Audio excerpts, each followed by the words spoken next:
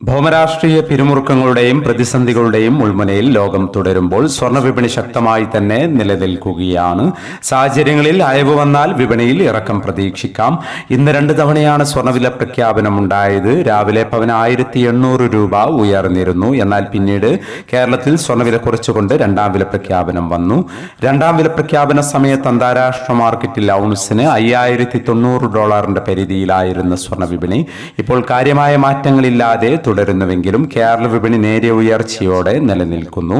മാർക്കറ്റിന്റെ ഇപ്പോഴത്തെ അവസ്ഥയിൽ നാളെ സ്വർണ്ണവിലയിൽ മാറ്റമില്ലാതിരിക്കാനോ അല്ലെങ്കിൽ 120 രൂപയുടെ റേഞ്ചിൽ ഉയരാനോ ഉള്ള സാധ്യത മാത്രമാണ് നിലനിൽക്കുന്നത്. എന്നാൽ മാർക്കറ്റിൽ മാറ്റങ്ങൾക്ക് ഇനിയും സമയം ബാക്കിയാണ് എന്നുകൂടി ഓർമ്മപ്പെടുത്തുകയാണ്. ഇപ്പോൾ തങ്കവില ഗ്രാമിന് 16,380 രൂപയിലാണ് എത്തി നിൽക്കുന്നത്. എല്ലാ വ്യൂവേഴ്സിൽ നിന്നും ഒരു ലൈക്ക് പ്രതീക്ഷിച്ചുകൊണ്ട് ഇന്നാദ്യമായി വീഡിയോ കാണുന്നവർക്കായി ഇന്നത്തെ സ്വർണ്ണവില ഒന്നുകൂടി പറയുന്നു. ഉച്ചയ്ക്ക് ശേഷം പവന് 560 രൂപ കുറഞ്ഞു. ഇന്ന് 26/1/2026 പവന് 1,18,760, ഗ്രാമിന് 14,845.